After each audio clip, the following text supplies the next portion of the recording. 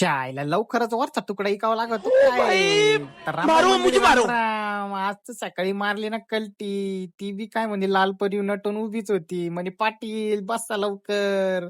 तेवढ्यात बसला ना पाटील आणि मारली कल्टी. तर लगेच 7 दूनी 14 पाटील पोचला हॉटेलवर. येत नाही तर पाटलाला दिला लगेच पॅक म्हणे मार बाई लस्सी आणि पोच लवकर उन्हाच्या पहिले. तेवढ्यात आलो आपण मस्त पुण्यात आणि झालो फ्रेश.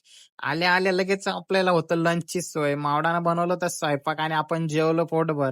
तेवढ्यात जेवण होत नाही तर तिथे चालू होतं ऑफिसचं काम. म्हटलं ओ पाटील आता तुम्ही थोडं शांत व्हा. तेवढ्यात फ्रेश होऊन आपण लगेच निघालो परत बाहेर तिचं काम संपल्यानंतर. आणि मग काय बसलो लिफ्ट मध्ये. लिफ्टला आकडे तर डायरेक्ट लिफ्टचे पाहून झाले 50. म्हटलं ओ बाई आपल्याला जायचं सौदावर. लगेच 7 दूनी 14 मारली कल्टी खाली. अय्यो हे तर बघा ना, म्हटलं काय स्विमिंग पूलच आहे खतरनाक. तेवढ्यात आपण मस्त मावडासोबत आलोय फिरायला आणि तुम्ही बघू शकता व्ह्यू.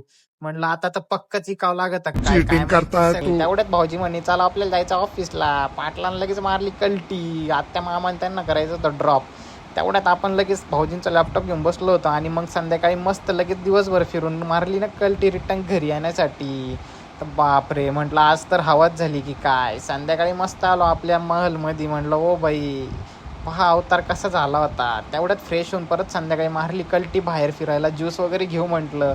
जरा उशीरच झाला होता. तेवढ्यात पोलीस मामाची गाडी आली म्हणे निघता का नाही. म्हटलं मारली कल्टी. पाटलानं गाडी पाहून लगेच मारला सेल आणि पोहोचलं घरी.